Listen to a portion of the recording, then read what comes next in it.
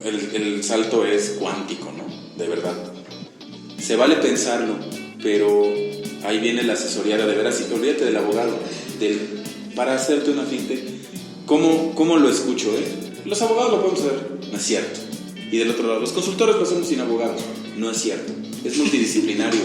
No puedes hacerlo solo. Necesitas una parte normativa, abogados, y necesitas quienes no lo son para poder hacer. Pues el estudio de viabilidad financiera son proyecciones en 3 niveles. Eso no lo va a hacer un abogado. Tienes que ser contador. Yo sé que hay abogados que dicen que sí, porque vas con un abogado y él hace todo. O sea, te promete que te lleva y te lleva a la ley fintech y te pasa, ¿no? Pero digo, está interesante. Más allá de criticar a los que lo hacen, dijiste un tema interesante. ¿Qué opinas de Open Banking? Yo creo que es una de las iniciativas más que más han simbrado en el sector fintech, por lo que implica, es decir, por la facilidad que puede haber de compartir información y de llegar a cosas que no había en México, bueno, que no había en el mundo. Yo creo que México está, no sé si decir verde, pero debería de tener mucho mejores prácticas desde el punto de vista normativo, e independientemente de ello, prácticas porque así las quieres tener antes de pensar en Open Banking. ¿A qué me refiero? Lamentablemente en México se actuó para ser un intermediario financiero, siguiendo el orden de esta conversación, es decir, un fintech. Tengo que tener un oficial de cumplimiento, tengo que tener políticas de fraudes, tengo que tener un manual de operaciones, sí tienes que tener, pero no le ves la bondad. Y la bondad es que te estás cuidando tú mismo. Es para que no se te meta el malo, sí, pero también es para que no te equivoques, porque lamentablemente el sector financiero, aún el viejo sólido, está hecho lamentablemente por personas y no por procesos. Está fulanito 20 años, se va el de 20 años y todo el mundo tiembla porque es que lo hacía él, es que me dijo, es que antes lo veíamos y es esquizofrenia acá. Pero si hay un proceso, nada más te montas al proceso, sea quien sea. No tenemos la cultura de apreciar y de querer los procesos cuando deberíamos. Vámonos a Open Banking. ¿Cómo vamos a llegar al corazón de lo que busca Open Banking si no estamos convencidos del control? Yo no veo que haya un flujo de datos transaccionales que viajen a través de una API cuando no tienes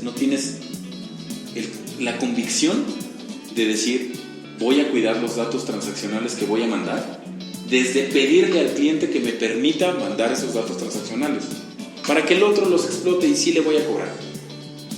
¿Cómo le vamos a hacer? Estoy hablando de la estructura más alta de compartir datos a través de API, ¿no? Pueden haber datos mucho más cómodos, hoy día ya existe eso, pero siempre es con el ánimo de doing business. Sí, güey, doing business, pero care. Entonces, me parece espectacular hacia dónde va migrando la tecnología, porque es veloz y es clickless, ¿no? Y Open Banking va a dar lugar a eso. Ya no nos notamos mucho en política, pero qué padre que el regulador va a poder tener en un futuro información en directo a través de APIs de sus supervisados para que la comparta con los órganos fiscalizadores. Está bien, está padre, pero entonces es perseguir al malito. Había hace muchos años una muy interesante, pues déjame llamarlo obra literaria, de aquellos filósofos que existían en la Grecia, y decía uno de ellos, creo que era Solón, decía: la regulación y las leyes son como las telarañas, atrapa insectos chiquitos pero nunca grandes. Entonces hay que cuidar eso, porque qué padre tecnología tan avanzada como Open Banking para obtener información rápida, asequible, explotable. ¿Para qué? Para hacer negocio. ¿Cómo? ¿Con cuidado o arbitrariamente? Y 2, ¿y qué otros usos le das? Pues el data, lo vendo. Sigues pensando en hacer negocio. Está bien. ¿Y qué pasa a nivel regulatorio? Pues se comparten información para ver quién está pagando mal impuestos o quién no paga impuestos o quién me lava dinero. Moscos pequeños, creo yo. ¿Y los animales grandes? ¿Va a ser a través de Open Banking? No, los va a botar, pero no es que va a ser la panacea para encontrarlos. Ya se conocen. Nada más hay que ver las noticias diario. Eso está bien cañón.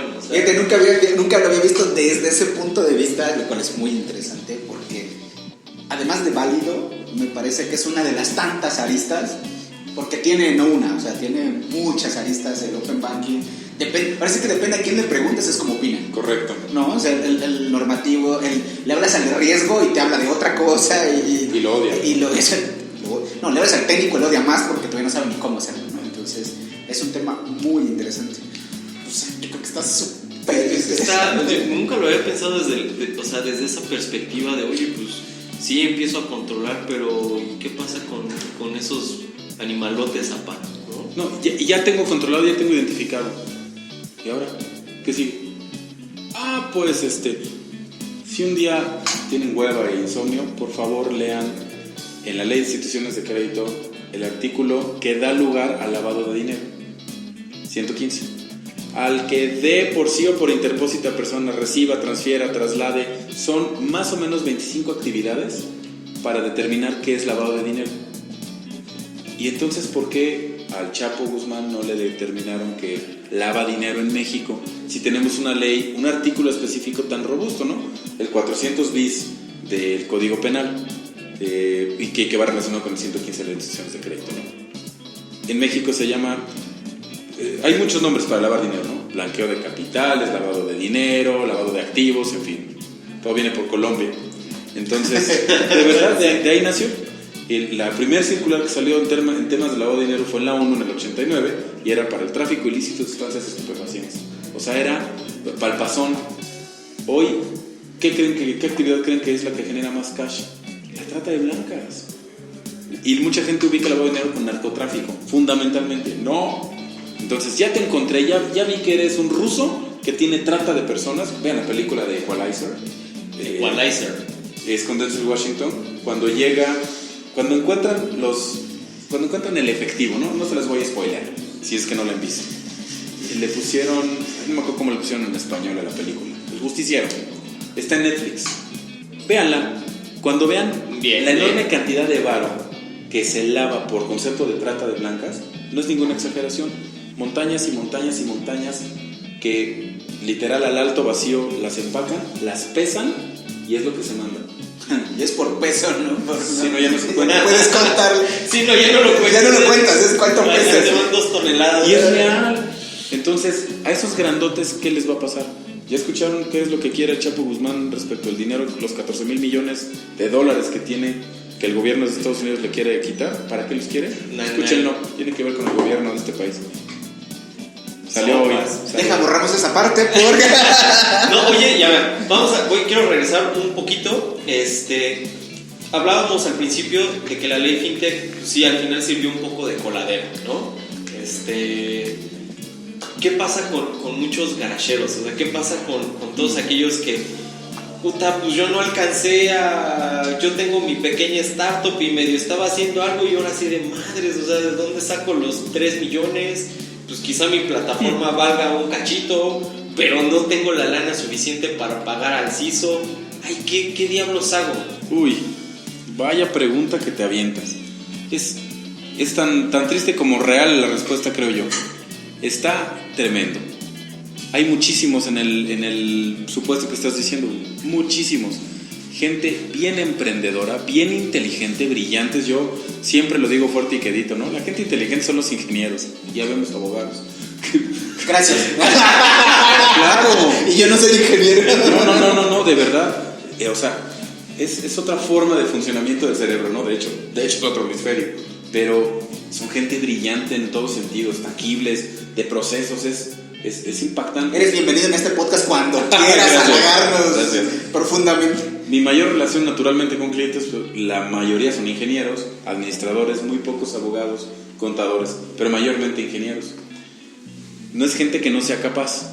Se necesita un ADN bien distinto para emprender, no nada más es saber hacerlo, es un ADN tremendo, ¿no? ¿Qué está pasando, diría yo, con todos esos? Hablando del efecto coladera. Bueno, ¿qué está pasando? Se están contratando porque vieron que no había manera en la que tuvieran el capital. Dijiste 3,5 millones, 4, déjame cerrarlo. Por aquello de que el Audi se mueve. Déjame cerrar 4. Ese es el capital. Pero el capital para operar, me lo han preguntado ya 3 clientes de muy buen tamaño. Oye, Pepe, ¿así más o menos cuánto necesito para operar? Le digo, no es más o menos. Te la digo porque ya las hemos vivido un chorro de veces. Mínimo es $1 millón mensual. Claro, por supuesto, durante tu primer año y de ahí para arriba. Depende cómo muevas. Pues, en un año, ¿cuántos estamos hablando? ¿15 millones? Pues tal vez más, ¿no? 16. Tal vez más. Por tus preoperativos, que en el caso de los que operaban antes del 9 de marzo, no son preoperativos, son operativos preregulación, déjame llamar. Más los de la regulación. Más los 4 del abogado. No, bueno, entonces... Dios te oiga que fueron 4. Dios te oiga que fueron 4. Yo sé de abogados que cobran 2, entonces tú ya sabrás. Entonces, imagínate nada más. Es poco sostenible. ¿Quieres otra peor? Hay emprendedores que han tenido inyección de capital porque han levantado capital, sobre todo en Venture Capital o en Angel. Sí, pero en el P&L no pusieron el costo regulatorio. Claro. Entonces, cuando vuelven a hacer un capital call, les dicen, ¿cómo, cabrón? Si te acabo de dar 2 millones. Pero no me alcanza ni para ir a tocar la puerta. Los usaron para los fierros, no para la regulación. Ahí está un tema muy cañón, porque en todos estos eventos donde tú vas, ¿no? Cualquier Shark Tank, lo que sea, vas a un Venture Capital, oye, a ver, inyéctale a mi nueva startup tanta lana. Híjole, sí, pero ya no son inyéctale 2 millones, ya es inyéctale 15 millones. Puede ser, o inyéctale 4, siempre y cuando el negocio sea sustentable y sostenible. Los que operaban antes del 9 de marzo, por eso te digo que no es de abogados, o sea, hay que entenderlo como abogado, hacerlo es diferente. Quien no sabe leer estados financieros está jodido de entrada, que se dedique a eso. Y no es que lo sepas hacer, no manches, o sea, hablo como abogado, pero tienes que haberte sentado un día con un auditor, o con un contador, o con un contralor, o con alguien que hiciera la función de control interno, que no es lo mismo que Contraloría, muchos lo confunden, y explícame, güey, que es cargo abono, ¿no? Desde ahí, ahora explícame cuándo son, me pasa muchísimo, oye, este dinero que nunca me vinieron a reclamar, ¿qué le hago? Bueno, ¿tienes una cuenta de improductivos de entrada? ¿Una cuenta de qué? Madres. Hoy día ya es muy claro en los temas de la beneficencia desde hace mucho tiempo, pero eso no existía antes. Los que venimos de la vieja banca lo sabemos, ¿no? Entonces, justo lo que estás diciendo, Hugo, es levantan capital, pero ni siquiera saben cómo van a asignar los recursos, en qué renglones contables van. Cuando estás levantando capital para los fierros, para echar a andar tu modelo de negocio real, pero si este modelo de negocio trae un componente regulatorio, te va a costar. Ahí te va lo peor. A veces no saben que trae un componente regulatorio, que ha pasado un chorro, y dicen, uy, es que no sé si entro a la ley fintech o no. Yo conozco varias que ahorita, que operan antes del 9 de marzo, hoy, 5:04 de la tarde, que están a literal 19 días, 20 días, estamos a 5, ¿no? Les quedan 20 días naturales si operaban antes del 9 de marzo para poner su solicitud. Y hoy no saben. Y siguen dudando, ¿no? Y lo peor es que hay asesores que dicen, sí sale, no sale. Un ejercicio real para hacer un filing para una solicitud bien hecho, con un equipo multidisciplinario full time y casi sin dormir, no te lleva menos de 2 meses y medio. Por supuesto, bien hecho. Sí, pero el chiste es pasar la regulación, ¿no? Claro. No presentarla nada más. Hay muchos que dicen, yo yo presento una chingadera y después me dicen, bueno, arriésgate. A más tardar dentro de los siguientes 90 días te van a dar tus 51 hojas y tienes 10 días para atenderlos. Ándale. 10 días. Hoy día... 10 días. Sí, a los que se les fue el económico, que el económico cerró CNBB por un término que ellos discrecionalmente decidieron, y lo digo en el buen sentido.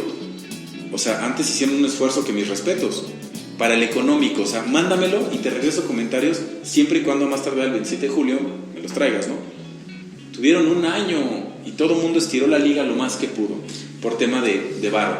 Comprensible, pero hay que buscar un balance, o sea... Entre sí, no, porque o sea, este es un tema de latino en general. Nos ha pasado en muchos proyectos.